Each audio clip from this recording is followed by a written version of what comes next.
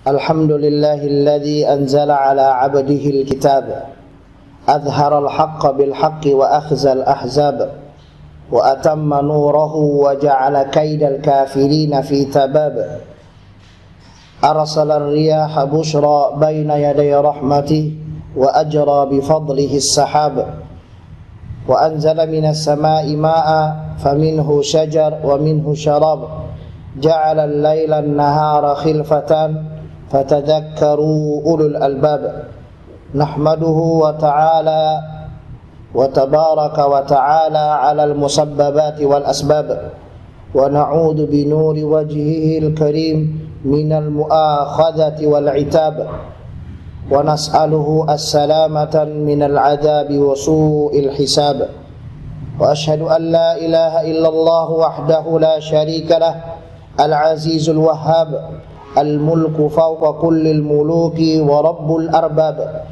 wa ashhadu anna sayyidana wa nabiyyana Muhammad abduhu wa rasuluh al-mustaghfirina tawwab al-ma'sumu sallallahu alaihi wasallam fi syaibati wasyabab Allahumma salli wa alaihi wa ala alihi wa ashabihi wal ashab. Alhamdulillah, segala puji bagi Allah Subhanahu wa ta'ala, Rabb semesta alam, yang telah memberikan kita berbagai macam limpah nikmatnya, yang sepantasnya lah kita sebagai hamba Allah selalu bersyukur dengan limpahan nikmat yang Allah Subhanahu wa ta'ala berikan kepada kita.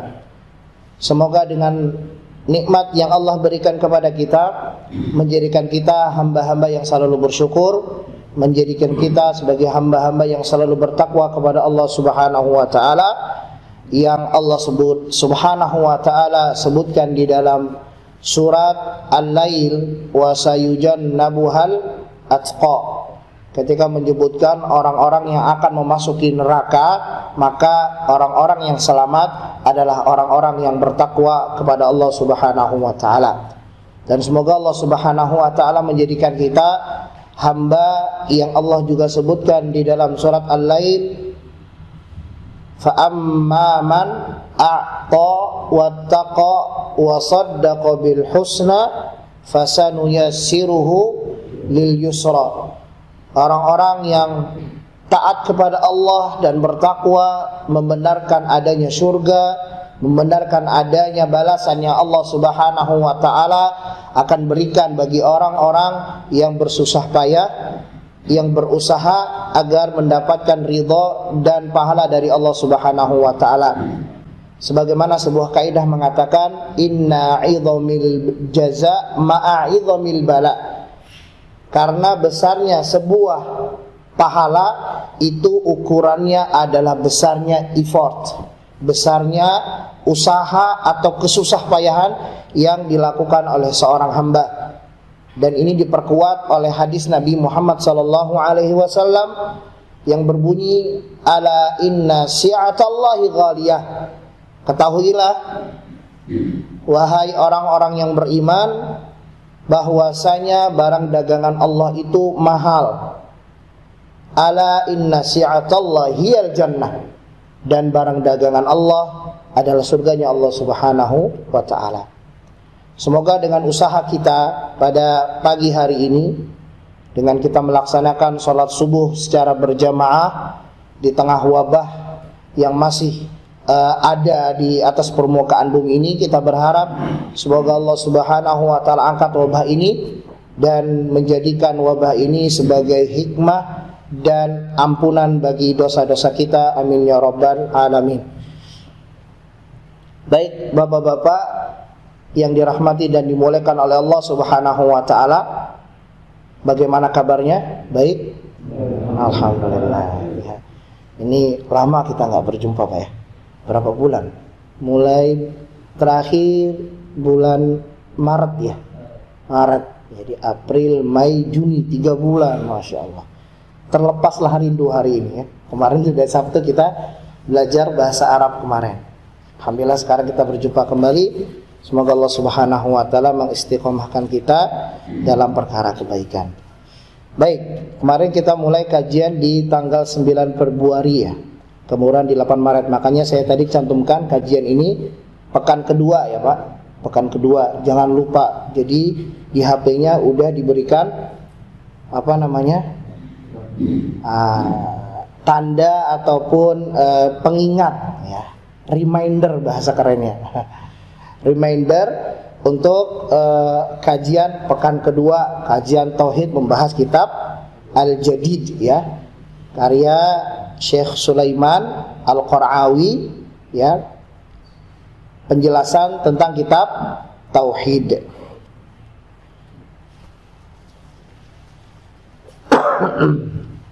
Baik. Saya kalau begini terdengar suaranya nggak jelas Pak? Jelas aja ya. Nanti saya kadang-kadang buka. Kalau napasnya ini takut napasnya hilang. Iya baik. Insyaallah. Kita lanjutkan Pak. Ya. Ya, sebelum kita mempelajari kita perlu tahu tujuan dan manfaat mempelajari tauhid yang Allah Subhanahu wa taala cantumkan di beberapa ayat di dalam Al-Qur'an berkenaan tentang tujuan daripada mempelajari tauhid. Agar apa? Agar kita dapat bersemangat ya dalam mempelajarinya. Kalau orang nggak tahu tujuan dan nggak tahu manfaat ngapain ya kan? Tapi ada manfaat dan tujuannya. Agar apa? Agar Allah Subhanahu wa taala menjadikan kita orang-orang yang bersemangat dengan mengetahui tujuan dan manfaat.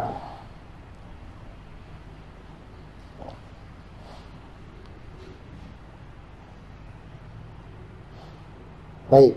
Yang pertama,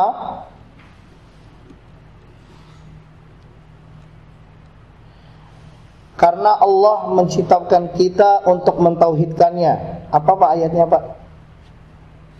Surat Az-Zariyat ayat 56. Allah Subhanahu wa taala berfirman, "Wa ma khalaqatul jinna wal insa illa liya'budun." Ya, "Wa ma khalaqatul jinna wal insa illa liya'budun." Tidaklah aku menciptakan manusia kecuali untuk mentauhidkan. Jadi kita diciptakan ini untuk mentauhidkan Allah, bukan untuk mencari rumah yang pas, bukan untuk mencari pasangan yang cocok dan sesuai kriteria, bukan juga untuk mencari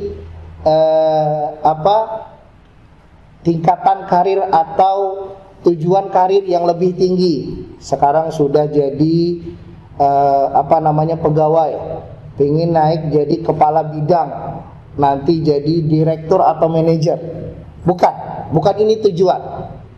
Bukan juga menjadi sebuah profesi, saya jadi dokter, saya jadi pilot, saya jadi teknisi, saya jadi ini dan lain sebagainya. Tidak ya. Ini bukan tujuan. Ini cuma wasilah. Ingat baik-baik hal ini. Bukan berarti yang berbicara di depan bapak-bapak sekalian tidak jatuh kepada hal-hal seperti ini. Enggak. Sama. Kita makanya di sini ada saling mengingatkan. Fadzakir fa inna dzikra tanfa'ul mu'minin. Mengingatkan tujuan kita. Makanya ketika kita melakukan sesuatu ingat tujuan. Makanya tauhid itu penting. Niat. Kembali kepada niat. Makanya akan kita bahas. Makanya judulnya tadi apa Pak? Di awal Pak. Nah, ulang lagi. Semua akan sirna, boleh ya tidak?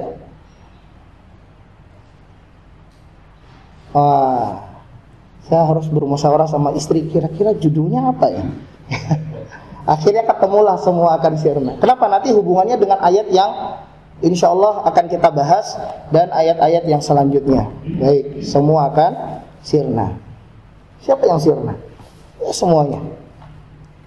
Kemudian yang kedua, syarat masuk surga harus bertauhid. Jadi kalau orang yang tidak bertauhid masuk surga enggak? Enggak, walau dia melakukan banyak kebaikan, makanya semuanya akan sirna.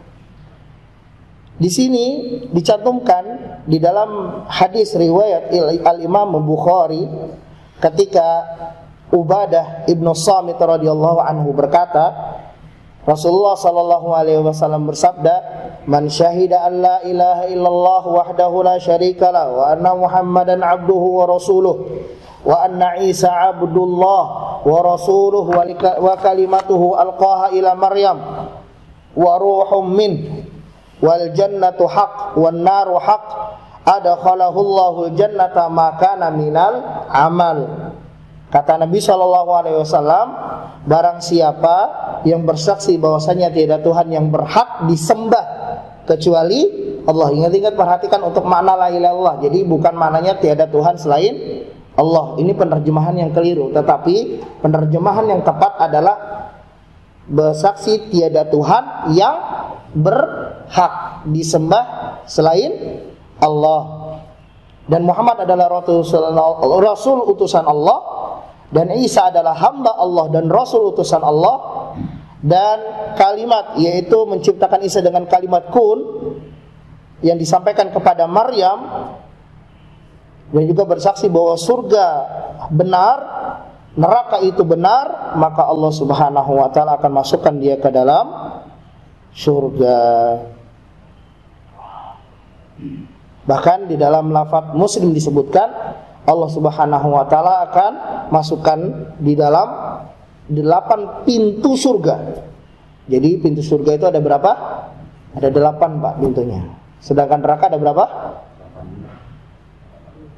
8 apa 7? Khilaf Pak. Seingat saya 7 ya. Sependek pengetahuan saya itu ada 7 pintu neraka, sedangkan surga ada 8. Kemudian di hadis yang lain disebutkan, barang siapa yang mati ketika tidak mensyirikatkan Allah ya, dengan sesuatu apapun, maka Allah akan masukkan ke dalam surga. Tapi barang siapa yang mati dalam keadaan mensyirikatkan atau berbuat syirik atau membandingkan Allah, maka dia akan masuk ke dalam neraka. Na'udzubillah min dzalik. Jadi syarat yang kedua atau tujuan manfaat yang kedua, bahwasanya seorang yang tidak bertauhid bisa nggak masuk surga Pak? Tidak, pasti harus bertauhid. Kemudian selanjutnya yang ketiga, tauhid adalah sebab dihapuskannya dosa dan kesalahan. Nabi SAW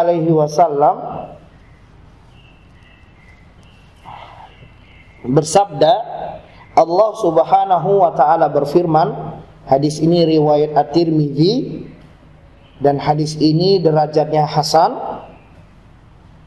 dan ini adalah hadis qudsi. Apa kata Nabi SAW? Bisa dipahami Pak ya, hadis qudsi dengan hadis selain hadis qudsi ya.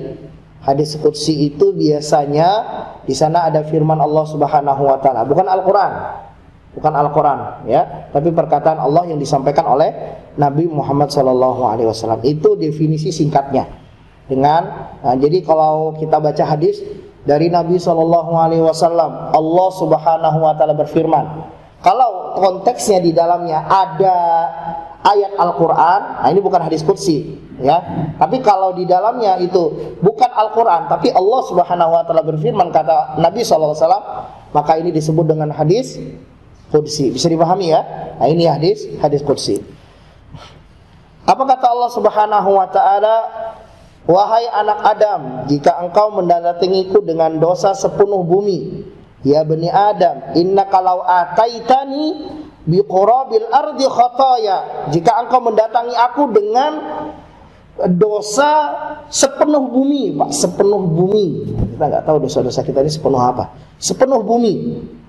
Tsumma laqitani, kemudian bertemu denganku, la tusyrik bi syai'a, engkau tidak mensyirikatkan aku dengan sesuatu apapun, engkau tidak menggandengkan aku ketika beribadah dengan yang lain, engkau tidak meminta kepada selain Allah, engkau tidak memohon pertolongan kepada selain Allah,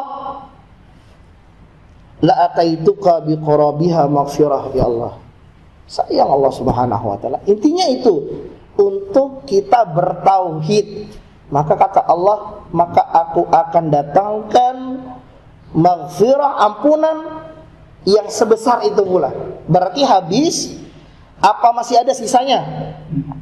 Habis. Istilahnya 2 dikurang 2 berapa? 0 ya. Dengan 2 dikurang 2, 2. Tapi kalau dulu waktu kita lagi kecil Pak, ada Pak, 1 tambah 1 sama dengan 11. Wah, ya. Saya lagi, kenapa 11? Nggak ada sama dengannya katanya. Gitu. Ini candaan zaman old. Zaman dulu ya. Kemudian yang keempat, tauhid adalah sebab datangnya ketenangan. Wa may yatawakkal 'ala Allahi fahuwa hasbuh. Di dalam surat At-Talaq ayat yang ketiga, Allah berfirman, dan orang-orang yang bertakwa kepada Allah maka cukup bagi mereka. Bisa dipahami Pak dengan makna ini, sebenarnya maknanya luas. Makanya Al-Quran itu dengan bahasa Arab konteksnya kecil tapi maknanya sangat luas. Wa may yatawakkal 'ala Allahi fahuwa hasbuh. Orang yang bertawakal kepada Allah maka akan cukup. Cukup apa? Cukup dari segala macam. Cukup gak butuh dengan pujian orang lain. Cukup gak butuh dengan ocehan orang lain. Udah jalannya lurus. Niatnya benar karena Allah Subhanahu wa ta'ala. Ketika ada yang menggunjing, gak berubah dia mah. Ketika ada yang menghasut, jalan terus ya. Karena kadang kita itu lebih seringnya kalau dapat ujian yang modelnya terlihat ya Pak. Dalam artian terlihat apa ya, kita kasih contoh ujian-ujian yang nampak lah ya, seperti kehilangan dompet misalkan, proyek lepas misalkan, ataupun dan lain sebagainya, atau misalkan gaji dipotong ya Allah, atau PHK, Masya Allah. Terkadang kita bisa masih ya, udah takdir Allah. Coba kalau diomongin, ya kan Pak? Kalau diomongin mah beda. Oh, si Anu tuh ada yang nyampein, Pak, Bapak dikatain gini. Masih dikatain, itu lebih Allah sakit. Makanya di dalam Islam itu penjagaan terhadap lisan itu banyak sekali. Sampai Allah sebutkan ma yalfidu min qaulin illa ladaihi raqibun atid. Tidaklah ketika seorang berlafaz mengeluarkan lisannya, berucap dengan ucapan, melainkan di sana ada malaikat yang mencatat. La yughadiru shaghiratan wala kabiratan illa ahsaha. Apa kata Allah? Kitab yang menuliskan lafaz-lafaz tersebut yang dikeluarkan oleh manusia, maka itu tidak tertinggal, kecil maupun yang besar. Ya, sama dengan apa yang digerakkan oleh jempol kita ketika kita mengetik di WhatsApp, upload status, upload di Instagram, upload di Facebook, ya, semua akan dipertanyakan oleh Allah Subhanahu wa taala. Ketika seseorang bertauhid, tenang, nggak masalah dengan pembicaraan manusia, jalan lurus. Nah ini Pak, ini tauhid Pak. Ketika orang di PHK, ya ini zaman banyak di PHK ya Pak. Semoga Allah Subhanahu wa taala mudahkan kaum muslimin yang telah kehilangan pekerjaannya. Semoga Allah Subhanahu wa taala mudahkan, dan ini adalah hikmah di balik adanya corona. Amin ya rabbal alamin. Ini Pak, tenang Pak. Ketika kita dikurangin gaji, wah, itu berasa nggak Pak? Oh, nggak ada yang dikurangin gaji ya di sini, nggak ada yang potong. Itu berasa Pak. Aduh, kita udah sibuk seharian, tapi kok masih dipotong juga. Alasannya SDM, mohon maaf, masa pandemi. Ya sudah. Tapi kalau orang bertauhid, ini kan sudah ditakdirkan oleh Allah. Kita cari pahalanya di sini, tenang, ya enggak? Ustaz enak ngomongnya, tapi ngamalinnya susah. Nah itu dia Pak. Makanya tauhid ini bukanlah perkara yang mudah, ya. Dan makanya kita belajar agar bisa mengamalkannya. Baik, orang akan mendapatkan ketenangan. Kemudian sebuah amalan tidak akan diterima ketika seseorang tidak bertauhid. Amalan tidaklah diterima sampai seorang bertauhid. Allah berfirman di dalam surat Al-Kahfi, "Faman kana yarju liqa'a rabbih falyamal 'amalan shalihan ولا يشرك بعبادة ربه أحدا. Barang siapa mengharapkan perjumpaan dengan Allah, kalau mau jumpa dengan Allah dengan perjumpaan yang baik, dengan perjumpaan yang menyenangkan,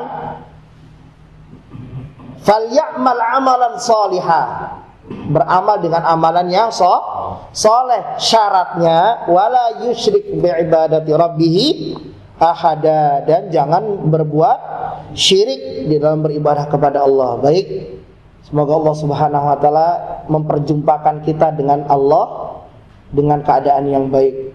Sebagaimana Allah sebutkan di surat Al-Insyiqaq, fayuhasabu hisabai yasira, ketika mereka menerima buku amal ibadah dengan tangan kanan. Fa amma man utiya kitabahu biyaminih fasawfa yuhasabu hisaban yasira, maka hisabnya akan mudah.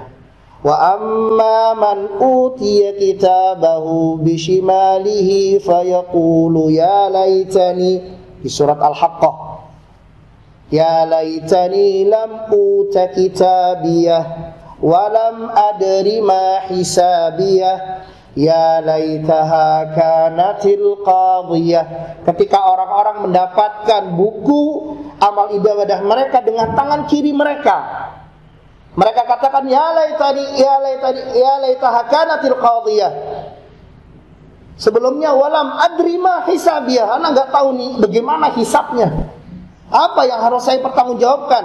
Ya laitaha kanatil qadiyah, maka aku berharap aku mati saja.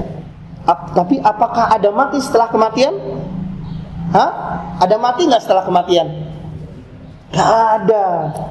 Imam mendapatkan nikmat selama-lamanya atau mendapatkan siksa selama-lamanya. Na'udzubillahi min dzalik. Maka perkara tauhid adalah perkara yang sangat penting. Amal ibadah kita nggak akan diterima kalau kita nggak bertauhid. Baik. Yang keenam, tauhid sebab digandakannya kebaikan atau berlipat ganda. Allah berfirman di dalam surat Al-Baqarah ayat 261. Al-Baqarah ayat 261. Allah berfirman, Mathalul ladzina yunfiquna amwalahum fi sabilillah kamathali habbatin ambatat sab'a sanabila fi kulli sumbulatin mi'atu habbah wallahu yudha'ifu liman yasha wallahu wasi'un 'alim. Permisalan orang yang menginfakkan hartanya di jalan Allah seperti sebuah biji, ya, yang tumbuh 7 tangkai dan setiap tangkai ada 100 biji. Jadi berapa jumlah bijinya? 700 kali lipat. Wallahu yudha'ifu liman yasha, dan Allah bisa menggandakan lebih dari itu. Apa kata Allah? Innallaha ghafilun amma ya'malun. Allah tidak ghafil, Pak. Allah tidak lalai dalam mencatat, dalam mengetahui, dalam membalas segala sesuatu yang kita lakukan. Enggak. Allah enggak ghafil amma ya'malun, dengan apa yang dikerjakan oleh manusia. Enggak ada yang tertinggal. Kalau kita, Pak, biasanya yang suka ngecek di perusahaan itu apa namanya? Audit. Audit itu catat ya. Jangan sampai ada kurang, ini gimana untungnya, gimana ruginya, ya apa tidak? Seperti itu, gimana pengeluaran keuangan, ya? Itu audit. Mungkin nggak terluput manusia menghitung ataupun memeriksa? Mungkin, Pak. Mungkin, dan itu sangat mungkin. Berapa kali kita lupa dalam sholat kita? Berapa kali kita tidak bisa fokus, ya Pak? Ini lemah kita loh. Coba perhatikan dalam hal-hal kecil. Karena kita sholat, ya Allah, lupa. Rakaat ini rakaat keberapa? Imam tadi baca apa? Imam tadi baca apa? Rakaat pertama. Surat apa? Oh, alah. Surat kedua, rakaat kedua. Al-Ghasyiyah. Enggak tiap hari Ahad kan, Pak Salim? Nah, kalau dari hafal anak Pak Salim kalau takutnya tiap hari Ahad gitu bacanya kan. Ya. Baik. Ini berarti kalau nggak tahu, wah ini kemana nih larinya nih? Nah ini Pak. Dan Allah nggak ghafil Allah. Ghafil itu artinya lalai. Ghafil itu artinya terluput, enggak terluput apa yang Allah Subhanahu wa taala telah catatkan. Kemudian ketujuh, tauhid sebab hidayah dan rasa aman. Allah berfirman di surat Al-An'am ayat 82, alladzina amanu wa lam yalbisu imanahum bidzulm ulaika lahumul amnu wa hum muhtadun. Orang-orang yang beriman adalah orang-orang yang tidak mempercampur adukan antara kesyirikan dan keimanan di dalam hati mereka. Mereka akan mendapatkan keamanan dan orang-orang yang mendapatkan hidayah, ya. Orang berani bayar berapa untuk rasa aman, Pak? CCTV, security, alarm, GPS, ya enggak? Untuk rasa apa? Aman.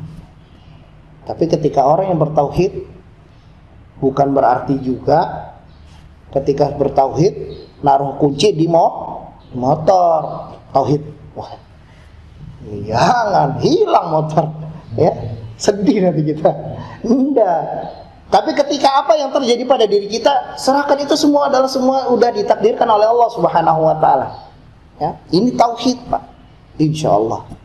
Wah, sudahlah, udah habis rezekinya saya. Wah, memang udah ditentukan oleh Allah. Tenang, Pak. Aman hidup kita. Ya, penikmatan rasa aman. Kemudian yang kedelapan, tauhid adalah syafaat tauhid adalah sebab mendapatkan syafaat Nabi SAW ketika Nabi SAW bersabda yang diriwayatkan oleh sahabat Abu Hurairah radhiyallahu an. Ya Rasulullah, ketika Abu Hurairah bertanya, ya Rasulullah, man as'adun nasi bi syafaati, man as'adun nasi bi syafaatika, siapa orang yang paling bahagia di hari kiamat kelak dengan syafaatmu? Nabi SAW mengatakan, man qala la ilaha illallah khalisan min qalbi aw nafsih, orang yang mengucapkan la ilaha illallah benar-benar dari hatinya. Apa tadi artinya la ilaha illallah, Pak? Tiada Tuhan yang berhak disembah kecuali Allah. Atau dalam bahasa Arabnya, la ma'buda bihaqqin illallah, tidak ada sesembahan yang berhak disembah kecuali Allah. Ya, ini 8 dari manfaat mempelajari tauhid yang akan kita pelajari hari ini. Baru mukaddimah nih, Pak. Udah 15 menit. Udah selesai, Pak, ya? Belum masuk babnya.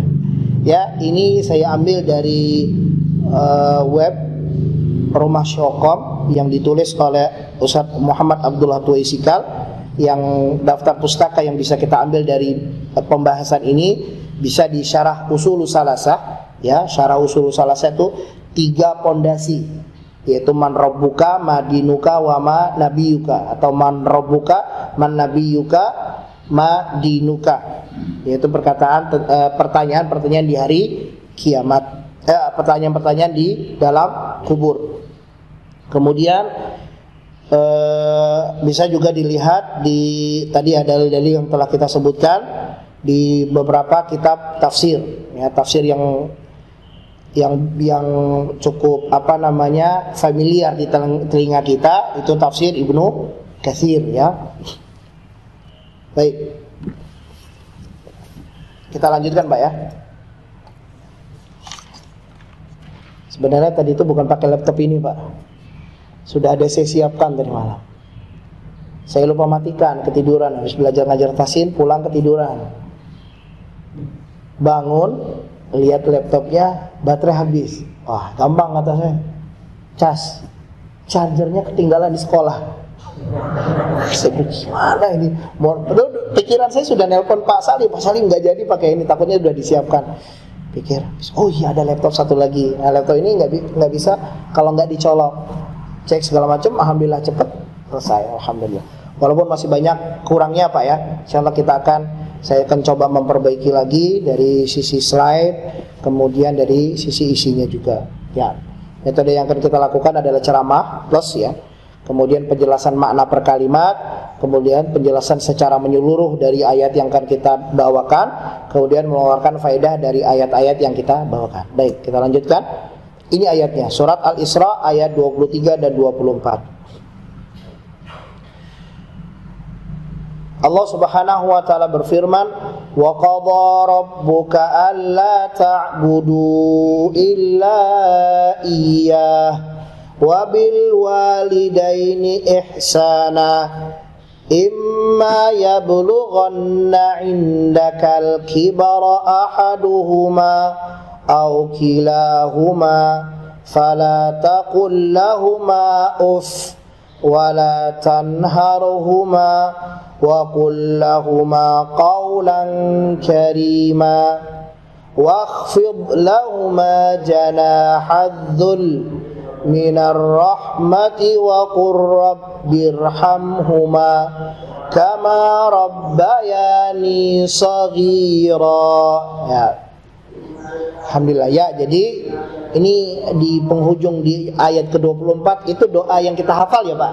Rabbirhamhuma kama rabbayani shaghira, atau Rabbana ighfir lana wa liwalidina warhamhuma kama rabbayani shaghira ya. Semoga Allah Subhanahu wa taala merahmati orang-orang tua kita yang masih hidup maupun yang telah meninggal dunia. Semoga Allah Subhanahu wa taala mengangkat derajat mereka, dan semoga Allah Subhanahu wa taala membebaskan mereka dari azab kubur dan meluaskan dan melampangkan kubur mereka. Amin ya rabbal alamin. Baik, kita akan bahas terjemahnya dulu. Nah, ini terjemahannya Pak. Dan Tuhanmu telah memerintahkan supaya kamu jangan menyembah selain Dia, dan hendaklah kamu berbuat baik kepada ibu bapakmu dengan sebaik-baiknya. Jika salah seorang di antara keduanya atau kedua-duanya sampai berumur lanjut dalam pemeliharaanmu, maka sekali-sekali janganlah kamu mengatakan kepada keduanya perkataan "ah", dan janganlah kamu membentak mereka, dan ucapkanlah kepada mereka perkataan yang mulia. Dan rendahkanlah dirimu terhadap mereka berdua dengan penuh kesayangan, dan ucapkanlah, "Wahai Tuhanku, kasihilah mereka berdua sebagaimana mereka berdua telah mendidik aku waktu kecil." Baik. Nah, bisa dibaca Pak?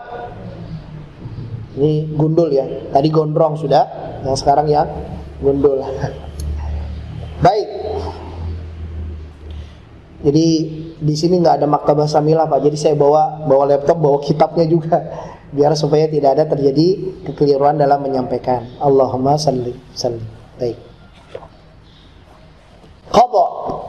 Qadha itu di dalam bahasa Arab Pak, maknanya adalah wasiat boleh. Maknanya amrun, perintah boleh. Maknanya hukum juga boleh. Jadi qadha berarti Allah memberikan perintah, Allah menetapkan hukum, Allah mewasiatkan hukum. Apa hukumnya? Alla ta'budu illallah, agar tidak menyembah kecuali hanya kepada Allah. Tauhid ya bukan? Tauhid ya. Ini di awal Pak. Di ayat-ayat sebelumnya di pembahasan kita bahas di surat An-Nahl tentang sebab diutusnya para nabi dan para rasul adalah untuk mengingatkan manusia masalah tauhid, ya apa tidak? Di surat An-Nahl ayat 36. Ini ayat sebelumnya, sebelum ayat ini, ya. Kemudian di awal kita bahas tentang surat Az-Zariyat di ayat 56 sampai 58 berkenaan tentang tujuan manusia diciptakan, yaitu tauhid. Ya, berkaitan, dan ini lagi-lagi tentang masalah tauhid. Wa qadha rabbuka alla ta'budu illa iyyah. Jadi tidak boleh, dan ancamannya tadi ya, tidak dapat masuk surga, amalan akan tertolak ketika seseorang melakukan ibadah kepada selain Allah. Banyak contohnya ya Pak. Ketika terasa takut yang mengagungkan, ini yang sering nih, Contoh bentuk kesyirikan yang sering terjadi ketika melewati tempat yang angker. Misi mbah siapa? Ya, ada rumah, ya kan? Nah, ini, ya, kalau kita dulu waktu sering naik gunung, ya, beberapa gunung di Indonesia kita naik, itu banyak yang pengalaman para pendaki, yaitu mereka begitu, misi mbah takut, ya, dengan adanya bahwasanya ada yang dapat memberikan bahaya selain Allah Subhanahu wa ta'ala. Atau kalau kita naik mobil atau naik motor lewat jembatan, harus klakson 3 kali, tit tit tit, nah, isi mbah, isi lagi, dan lain sebagainya, ya.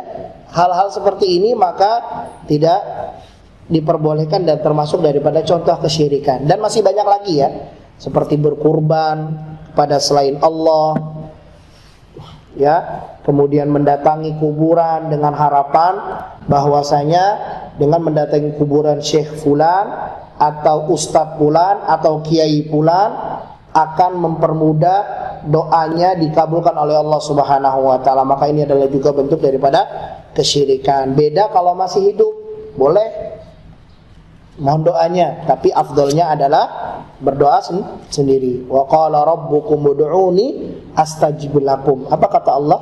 Berdoalah kepadaku, aku kabulkan. Bukan dengan meminta kepada yang lainnya. Dan masih banyak lagi pembahasan tentang masalah doa. Kemudian wabil walidaini ihsana. Lihat, Allah menyandingkan, Pak. Nanti di surat An-Nisa di ayat 36 setelah ayat ini juga dibahas. Ketika Allah menyandingkan antara perintah hak Allah, ini kan hak Allah nih, dengan hak orang tua. Apa hak orang tua? Untuk diperlakukan baik. Wa qadha rabbuka alla ta'budu illa wa bil walidaini ihsana. Maka tadi disebutkan memperlakukan kedua orang tua dengan sebaik-baiknya. Di sini kita ketahui bahwasanya hukum berbakti kepada kedua orang tua hukumnya apa? Wajib. Ketika Allah menyandingkan, ketika ada yang bersandingkan dengan Allah, itu tingkatannya tinggi, Pak. Ketika Allah menyebutkan asyhadu an la ilaha illallah wa asyhadu anna muhammadar rasulullah, ya apa tidak kedudukan Nabi sallallahu alaihi wasallam tinggi ketika Allah sandingkan. Ketika Allah sebutkan juga di dalam rukun Islam setelah syahadat adalah sholat. Dan kita dalam ilmu umum kita tahu bahwasanya ketika hitungan 1, 2, 3, 4, 5, maka kita tahu bahwasanya yang kedua itu tingkatnya lebih tinggi daripada nomor 3. Nomor 3 lebih tinggi daripada nomor 4. Indonesia tingkatan berapa corona sekarang? Oh, nyambungnya ke situ ya, Pak. Itu kan, itu tingkatan kan, Pak. Nah ini, makanya Allah Subhanahu Wa Taala sandingkan banyak di dalam Al-Quran. Al-ihsanu ilal walidain, ya, al-ihsanu ilal walidain. Ini kita pakai laser. Huwa ihtiramuhuma, menghormati mereka, menyayangi mereka. Wal qiyamu bima yasluhu ahwalihima, dan melakukan segala sesuatu yang pas untuk mereka. Wa du'a'u lahuma, dan mendoakan mereka. Makanya kata Nabi SAW, 3 perkara yang tidak akan terputus adalah salah satunya anak yang soleh. Sampai, Pak, disebutkan oleh Nabi SAW, innallaha la yarfa'u darajata 'abda salih fil jannah. Allah mengangkat derajat hamba yang soleh di surga. Maka orang soleh itu pun bertanya, ya Allah, kenapa engkau angkat derajatku di surga ini? Apa kata Allah Subhanahu Wa Taala? Bistighfari waladikalak. Ini sebab anakmu mendoakan ampunan untukmu. Allah Akbar. Ini besar, Pak. Ini baru yang namanya kebahagiaan hakiki.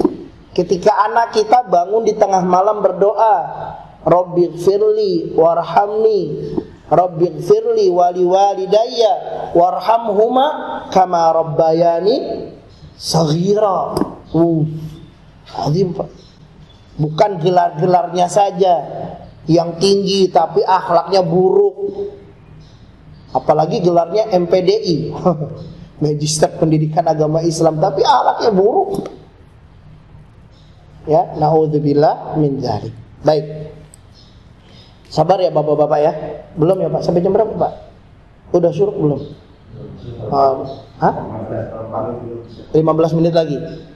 Karena ini ada yang unik saya dapatkan dari hati ini, baru saya dapatkan ya. Ada yang cukup, oh begitu ya. Nah, mau tahu? Stay tune di sini ya. Baik Bapak-bapak yang dirahmati dan dimuliakan Allah Subhanahu wa taala, kita lanjutkan. Wasilaturrahim allati la tasilu illa bihima, dan menyambung silaturrahim yang karena silaturrahim la tasilu tidak akan tersambung kecuali dengan mereka berdua. Wa ba'da wafatihima, dan setelah wafat istimraru du'a'u lahuma, terus mendoakan, wa ikramu sadiqihima, dan memuliakan sahabat-sahabat beliau ya. Indaka fi kafnika wa riayatika ya. Ketika Allah Subhanahu wa taala sebutkan indaka ya, ketika mereka sudah berumur tua renta di sampingmu, yaitu ketika kita mengurus mereka ketika sudah tua renta, kibar ahauduhuma. Jadi di sini penekanan Pak. Penekanan apa? Ketika berbakti kepada kedua orang tua itu Pak, di saat mereka masih muda orang tua kita, sampai mereka tua itu lebih ditekankan, lebih besar pahalanya. Makanya di setelahnya Allah Subhanahu wa taala sebutkan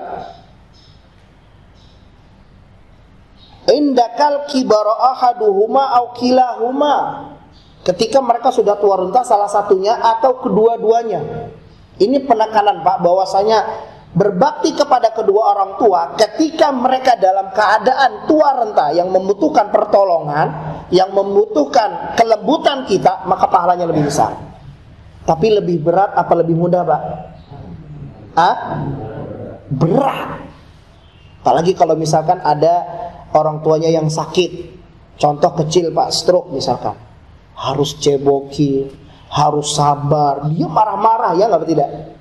Yang biasa yang ngurus yang sakit-sakitnya orang tuanya pasti punya pengalaman. Dibalik marah, di apa namanya, disediakan minum terlalu dingin marah, bahkan sampai lempar gelas. Dan nggak boleh keluar dari lisan kita, nggak boleh.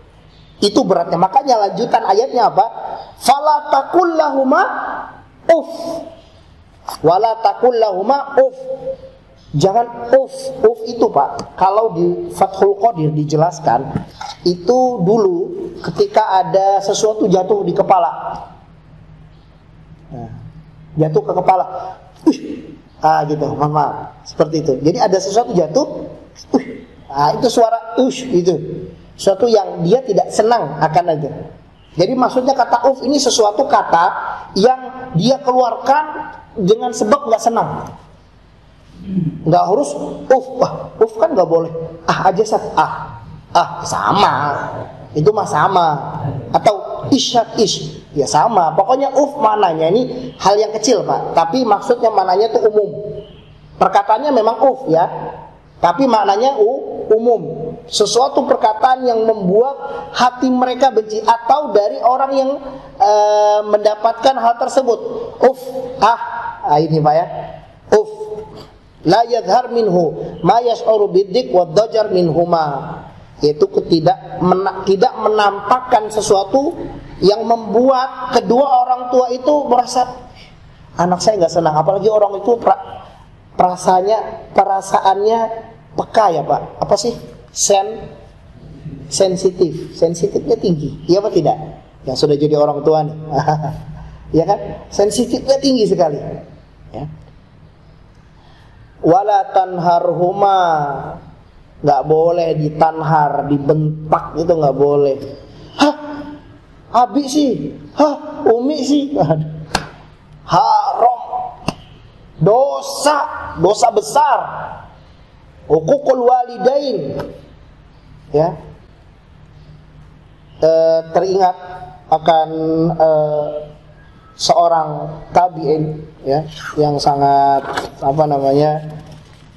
terkenal, yang disebut dengan Haywah bin Syarih. Haywah bin Syarih ini ulama, Pak. Ulama.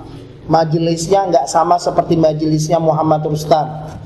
Ribuan orang mencatat dan tidak ngantuk. Majelisnya Muhammad Rustam masih ada yang ngantuk. Udah Bapak yang bercanda, Pak. Iya, Haywah.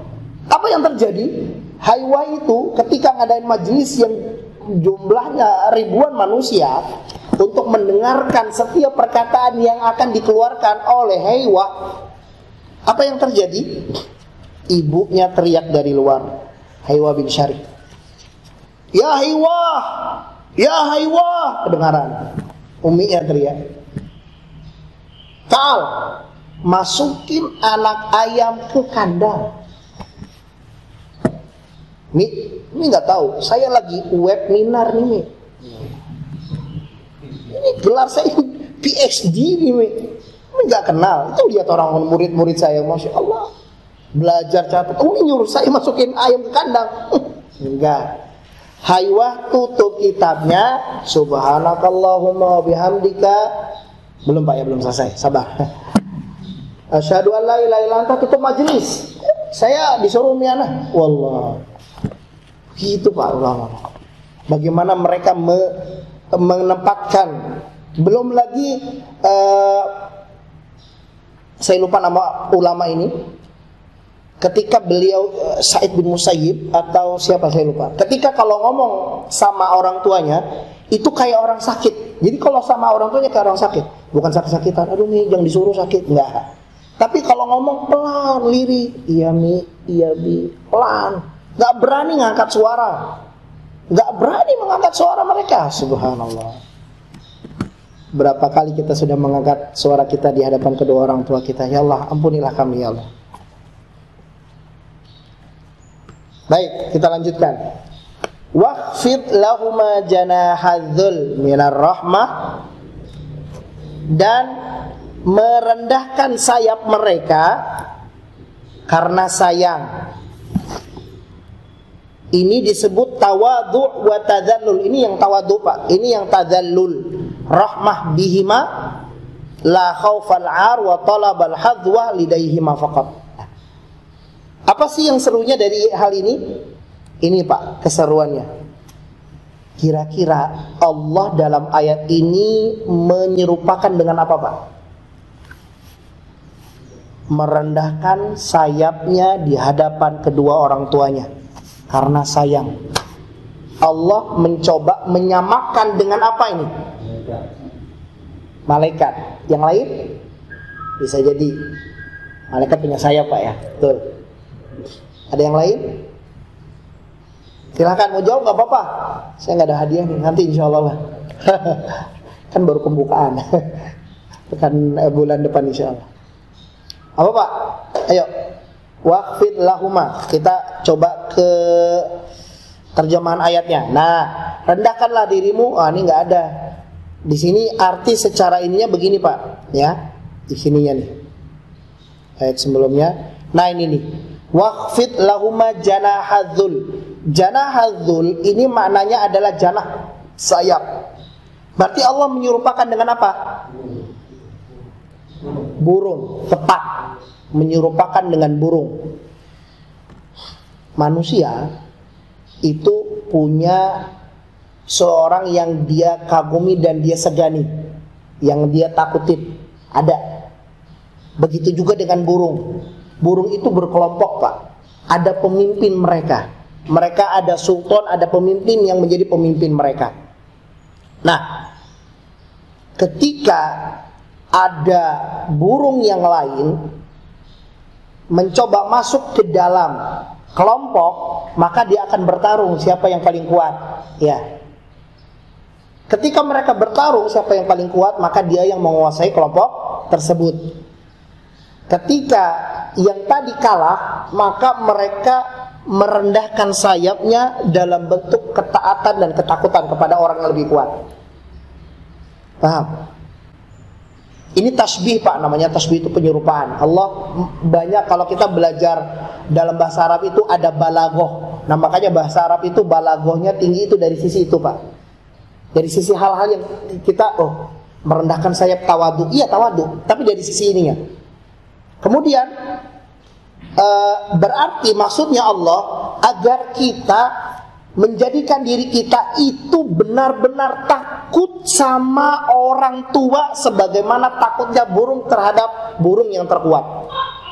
Gak berani ngelawan, gak berani bantah, gak berani menampakkan wajah yang tidak menyenangkan, ya.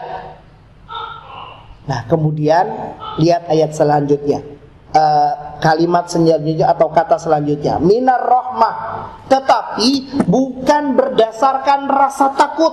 Enggak, bukan berdasarkan rasa takut.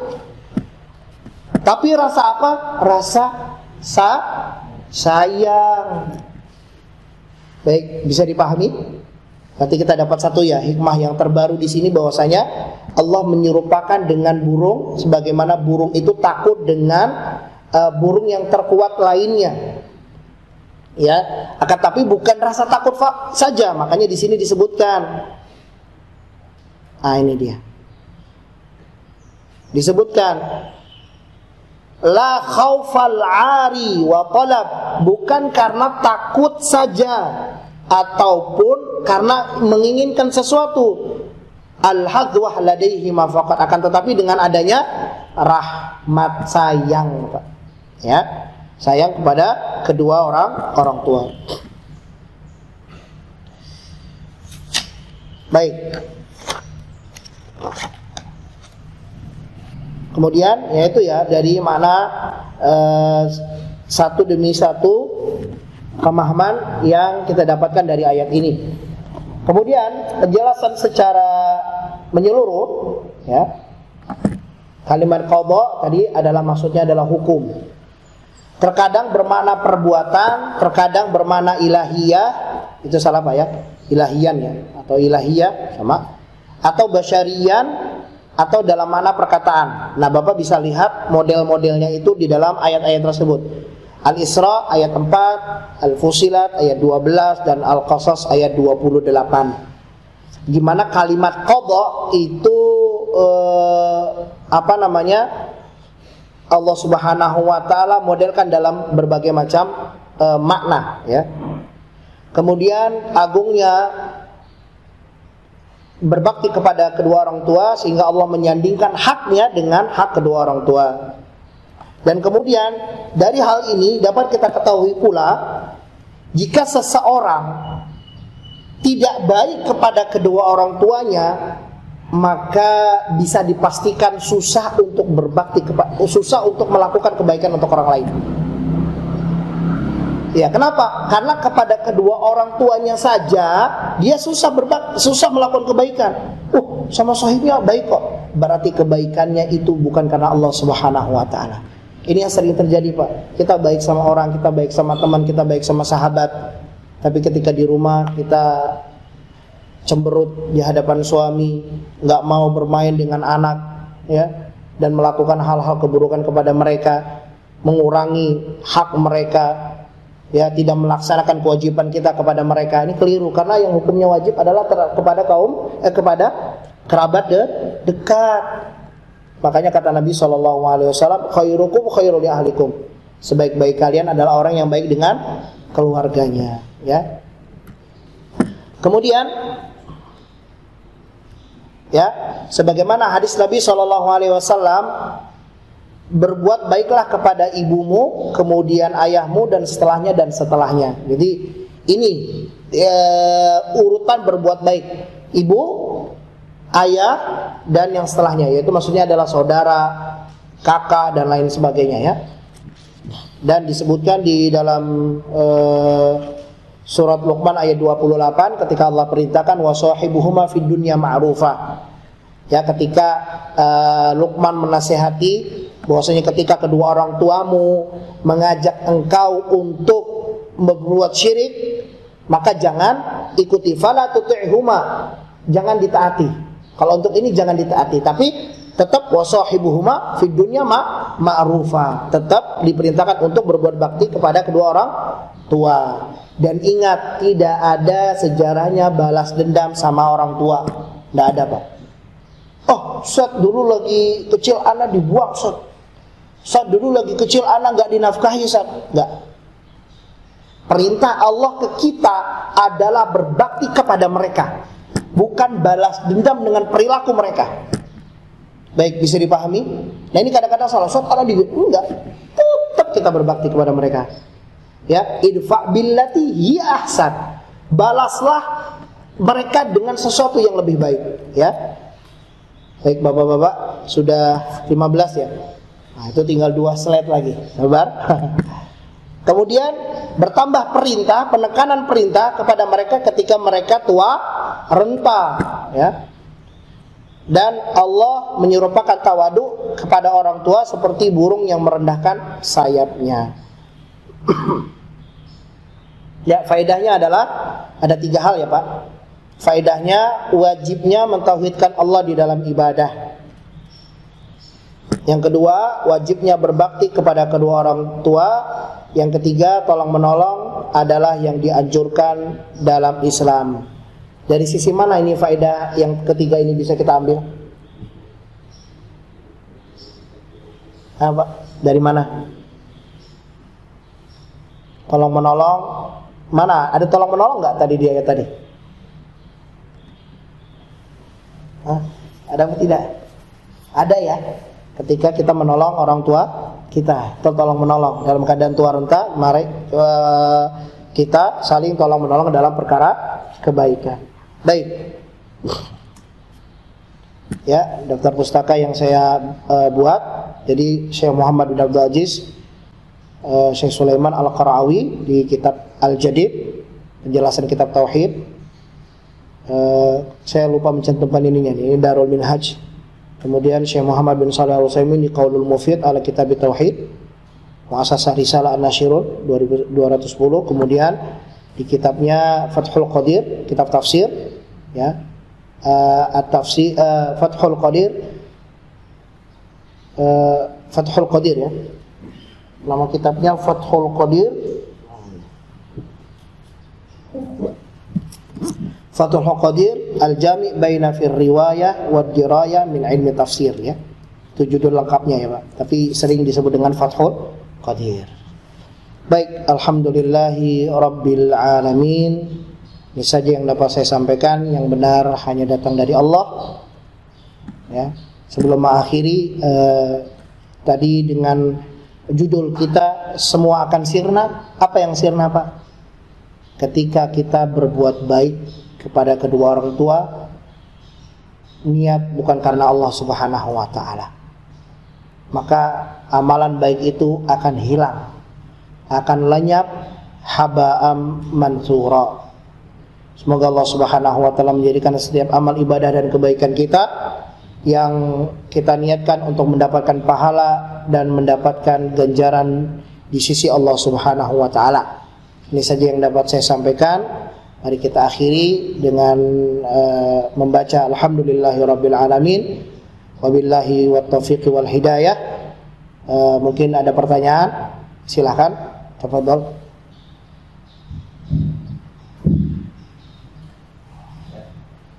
Oh, silakan Pak. Tadi disebutkan masalah mendoakan kepada kedua orang tua. Iya. Bagaimana kalau kedua orang tua kita itu salah satunya orang kafir gitu? Apakah doa yang diajarkan Rasulullah itu masih bisa diamalkan atau bagaimana? Baik. Bismillahirrahmanirrahim. Alhamdulillah, ya. Segala puji bagi Allah yang telah memberikan hidayah kepada diri kita. Semoga Allah Subhanahu wa ta'ala menjadikan kita orang-orang yang mati dalam keadaan beriman kepada Allah dan tidak berbuat syirik. Sebagaimana Allah berfirman, ya ayyuhalladzina amanu taqullaha haqqa tuqatih wa la tamutunna illa wa antum muslimun. Ya.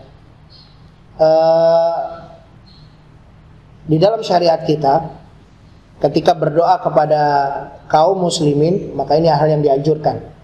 Kepada non-muslim juga dianjurkan. Doa apa? Yaitu mendoakan mereka mendapatkan hidayah.